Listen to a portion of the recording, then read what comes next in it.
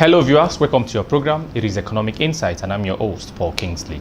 Now, in continuation with the ongoing report we are doing on infrastructure development in Nigeria, today on the program we have a dynamic young entrepreneur who is going to be giving us insights, on some of the challenges doing business in Nigeria.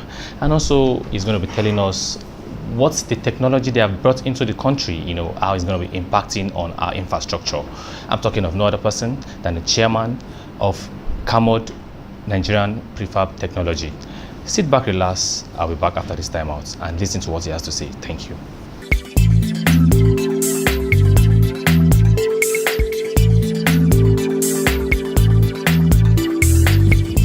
Since inception, Karmod Nigerian Prefabricated Technologies has distinguished itself to become one of the leading players in the prefabricated building sector in Nigeria. Having been in business since 2014, providing government agencies, private organizations with the most qualitative and affordable building options. Over the last 3 years, Karmod Nigerian's team of architects, prefab building engineers, and technicians has handled more than 100 projects in over 21 states across the nation. Karmod Nigerian is currently actively involved in rebuilding and construction of northeastern parts of the nation, ravaged by Boko Haram, having constructed several structures for both federal and state governments in the area. This project includes mouse housing, emergency settlement units, and as well as construction projects of prominent infrastructure developments all over the zone. Mr. Akim Shagaya is the Managing Director CEO of Karmod Nigerian Prefabricated Technologies.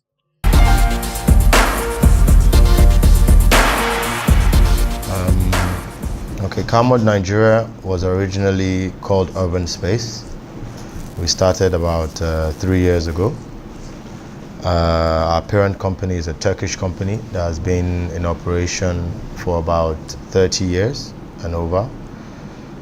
About 2 years ago, we transited from being called Urban Space to Karmod, which is us trying to mimic exactly what the parent company does. We're a prefabricated engineering company. We have 3 main product lines. One is polyester prefab cabins. Another is the flat pack containers and flat pack cabins. And the last is cement board based prefab permanent structures. That is the brief about the company in terms of what our product line is.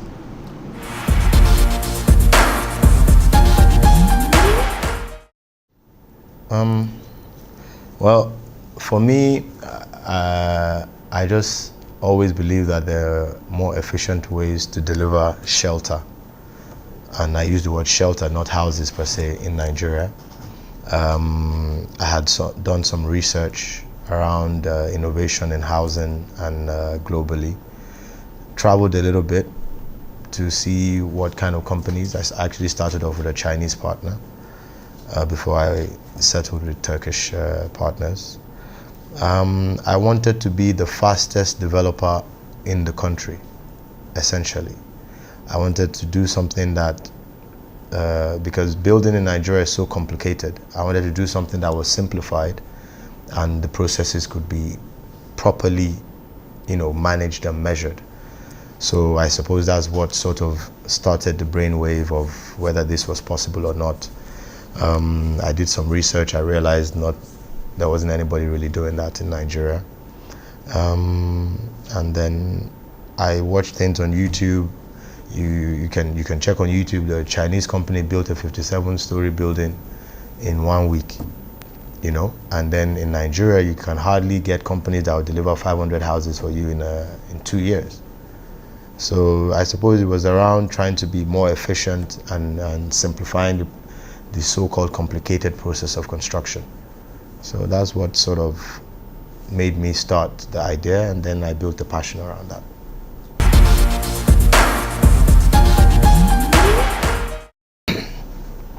Our flagship product is the flat pack container systems. So let me describe. If you can imagine a 40-foot container collapsed, that's broken into 4 different pieces. So the walls on this side brought down, the roof brought down, and then all your electrical, your plumbing, every single thing that you need to have in a room is put in that collapsed flat pack. Now that flat pack, when I deliver it to you, I can assemble it the same day or within even 4 hours if I have my skilled staff with you. Now I can also join another one to it to create a bigger space. So if you can imagine those flat pack container units being able to, you can join 10, 20, 30 together if you want and stack them up on top of each other as well. Now it's insulated on the inside. We have double glazed windows. We have standard home doors. We have standard electricals. If you have showers and stuff in a particular unit, you have your standard showers. So this box or this room can be used as accommodation, can be used as a clinic, can be used as a classroom, can be used as an office, can be used as whatever, kind of space you want to convert it into. People use it as restaurants. People use it as a cafe. So it's up to you what you want to use the space for. What I can tell you is, let's say my 3x7 is 21 square meters. I can deliver 21 square meters to you in one day, fully finished, ready to use. And then because of the Nigerian situation, we started incorporating solar systems into the roof of our cabins, because we realized after the first year and a half or so that we kept on delivering things to customers and they come back to us and say, please, next time can you bring a generator with it? So what we do is we install a standard solar package on top of the roof of our system so that when we deliver it to you, you have 24 hours light within your cabin. Then we have what we call the polyester cabin. The polyester cabin, I think, it's another very interesting product. It's made up of reinforced plastic polyester, so it's a byproduct of petroleum industry, but it's very strong and sturdy. This is used for things from security posts to corner shops to supermarkets to people put it at the back of their house. Instead of building a BQ, they just put a polyester cabin at the back. It's insulated, it's cool. Then the third line, which we are trying to now develop a lot, is the cement board based prefab housing systems. So if you can imagine a cement board, in the middle there's polystyrene, another cement board, that forms your wall. Then we have steel frame and steel H-beams, and we arrange the walls sitting on a normal foundation. So those are the three main products. But for what we do, because it's not so popular in Nigeria, the best way to know is to look at it. Just go to the website. When you go there, you see the products. You can go to YouTube, type in our name, you see our product, and then you'll be able to then visualize all this stuff I'm saying to you. Because the first time customers we have, when I explain this stuff to them, they have so many questions. Is the wind in Nigeria not too strong? What about the rainfall? What about the sun? Is it hot inside? What if all these questions? But I keep telling them all the time, this is a European product. Europeans don't just create something and it's not going to be durable or whatever. We have all sorts of ISO standards, all sorts of research and development that has gone into these products. And we too, as a Nigerian arm of the company, we are also localizing a lot of this stuff to suit the local taste.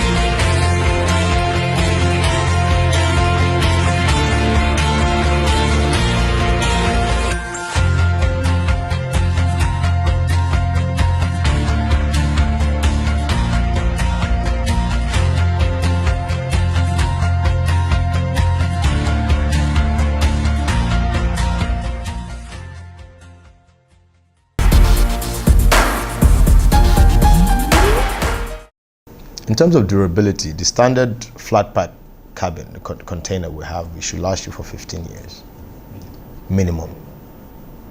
It should last you for a minimum of 15 years. Same with the polyester, if it's well maintained. A prefab house should last you minimum 30, 50 years, right? So durability wise, it will last you as long as any normal house. So if you have my, let's say, flat pack container, I join two together, after 15 years, what would you do? Maybe you want to repaint the outside, you want to look inside, maybe there's some cracks somewhere, you fill it up, and that's it. In terms of affordability, I think our products will get cheaper as time goes on, but for now I think it's affordable. We do sell. We do have growth expansion plans. Currently we are mainly in Abuja. We do intend to open a Lagos showroom and a Port Harcourt showroom in 2017, 2018. But I think we're affordable, and we're working on methods of becoming even more affordable. Because when we started, we used to import 100%. Then we brought in people from Istanbul to help us, to train us, to help us say, okay, what can we stop importing and get locally? So now I would say we're about 55% local procurement of the items that we're bringing. So with this local procurement, our cost is going down. And we do have a strategy that by the end of 2017, we want to be at about 70% local procurement, so that whatever we import is just to finish it to a European standard. So that, I suppose, we are affordable, but we will even get more affordable as we go forward.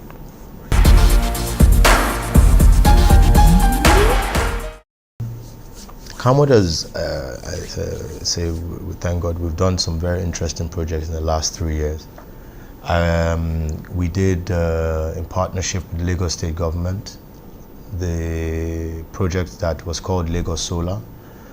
We were involved in retrofitting 125 primary and secondary schools, including primary healthcare centers in Lagos, with solar power generators, pretty much. So we had our Karmod encasements that housed batteries, inverters, remote monitoring systems.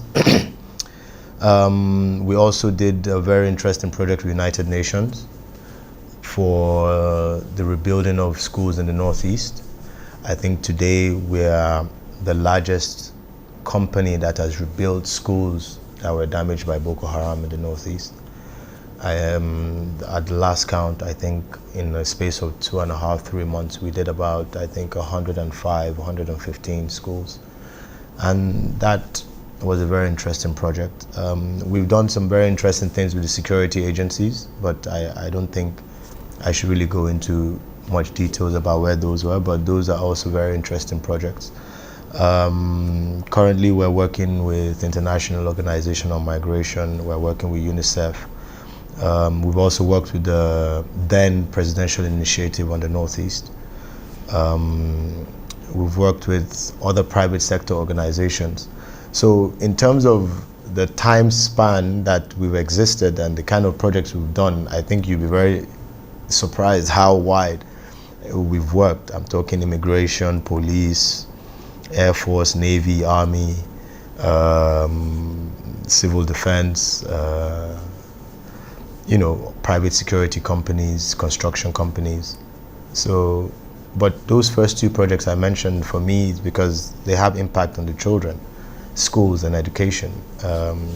So I think for me, those were quite rewarding projects. Might not be the most profitable, but they were very rewarding.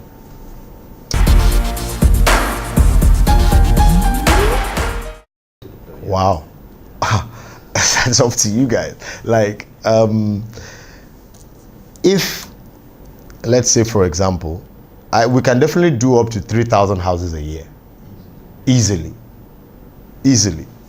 That's if you take away the headache of where is the land from me, for example, and say, Hakeem, just concentrate, Karmod, concentrate on just deploying houses. I can easily do 3,000. But by the time you now have the right government incentive, which would involve establishing our own, let's say, cement board manufacturing plant in Nigeria, if you have a cement board manufacturing plant in Nigeria, we do 10,000, 15,000 houses a year, easily, without any stress. And that's just being conservative. You understand? So in terms of our flat pack containers, I can deploy 10,000 containers for you a year. And when I say the word container, people always think of shipping container, but it doesn't look like a shipping container. It's just that the container methodology was what was used to design this thing so that it can be transported easily. Like with my local procurement system, now that we're doing about 60-40, we can put up to 30 units. So you imagine a 40-foot container that I'm able to put 30 to 40 of that in one 40-foot. That's astronomical. And a 40-foot, if I designed it well, it's a perfect one bedroom for a student. It's a perfect one bedroom for a single lady, a single guy, because it will have a room and a living room and dining. It will have a toilet in the middle and a kitchenette. So I can put 40 one-bedroom self-contained apartments in just one 40-foot container. So if you say, what is our capacity? Our capacity is dependent on the demand for a particular job. We do intend to start experimenting with, we're doing our own estate now anyways, but we do intend to start experimenting with a new way of living for young people. One bedroom, big apartments, so capacity is there.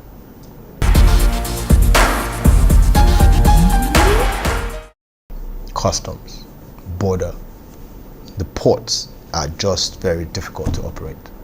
For us, I think 60% of our costs is because of port inefficiency. It's the reality of the country, you know. Like when I think about my costs as a company, I incur more cost locally to my bottom line than my actual cost of buying my product. So let's say I buy something for 1 naira, it costs me 2 naira just to get it out of Nigerian port and get it to my site. So it's infrastructure, like the roads to transport goods from Lagos to Abuja can take you a week or more. You have goods at the ports, you pay duty as they've given you. After paying duty, you might not be able to load out of the port for 1 month. So you pay additional demurrage, you pay additional so this, but I'm not alone in this. I'm sure every businessman that is involved in importation in Nigeria is complaining about this. But what that does is it increases the price of goods to the final customer in the market. Apart from that, I don't like to complain about challenges. A challenge is an opportunity. But if I could have the ports very clear, I'm a happy man.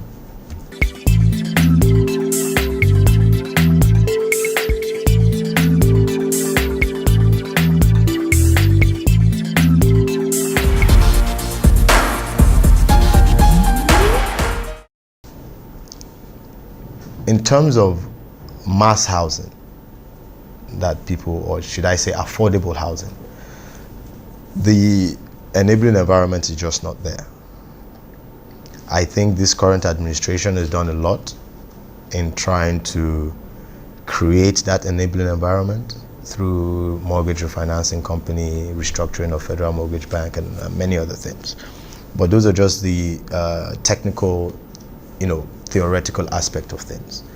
But when you go down to the actual work, what's the cost of getting land? What's the cost of building approvals? What's the cost of building materials and all those kind of things? You realize that there's still a lot of gap to fill. Then we now go to the methodology of building. Let's say we want to mimic what the developed world has done. You don't achieve mass housing by arranging block. But then again, I would say that because I'm in prefab. Somebody that does block work would tell me, oh, block work is cheap. But if block is cheap and I needed to deliver 7 million houses like you just said, How many qualified engineers, plumbers, electricians, masons and co do we have really in the country? And even if we did have enough of those, how many houses can one developer build arranging block? I would stand to be corrected, but I don't think there are many developers that can do 200 houses in a year. While we, our parent company, for example, we had a project in Iraq for rebuilding parts of Iraq after the war, and they built 1,700 homes in 7 months. This is 1,700 in 7 months. Now, in the Nigerian market, if I'm able to build 1,000 houses a year standard, you'll be one of the biggest developers. So the issue of why people shy away is not per se whether they shy away. Even for those that go into mass housing, after the first project, they are tired. They're tired because cost of cement varies, cost of sand varies, cost of stone varies. The electrician is going to bring you a varied bill after the first 6 months. So all those things are part of the stresses of going into construction.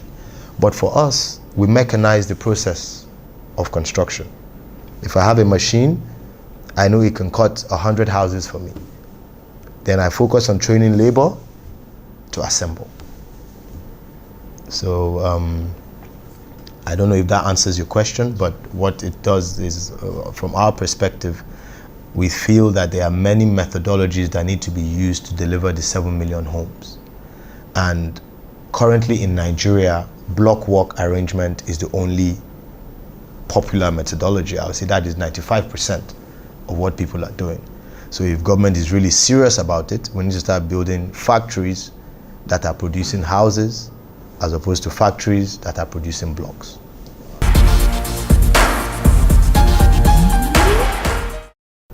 Well, you see, I have two different systems. So if the appeal on the housing side is a different than appeal on, obviously I will always want government to reduce my duty. That's one. I want them to improve the ports. You understand? I don't think Nigerian problem is government's responsibility alone. I think Nigerians need to, and Nigerians are every day coming up with different ideas on how they want to resolve things.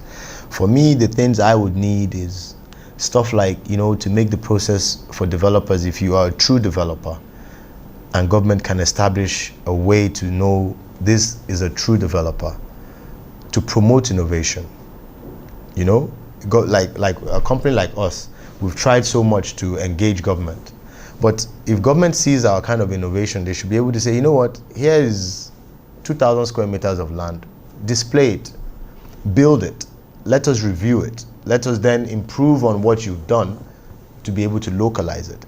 I don't think there's room for innovative discussion with government. And I think maybe that's because there is no interaction. There are some government agencies we go to and they're so excited about it. Then there are some we go to that they are just against it. Also, I think government can help to make the process of acquiring land a lot more, stress-free, because land acquisition can be quite cumbersome. It can be quite stressful. Apart from that, I think government is government everywhere in the world. The private sector will always say that government is not efficient, and the debate goes back and forth. But for me, I think government is trying their best. The country is the way it is, and we will keep working, and hopefully one day everything is going to click and we'll have a smoother operation.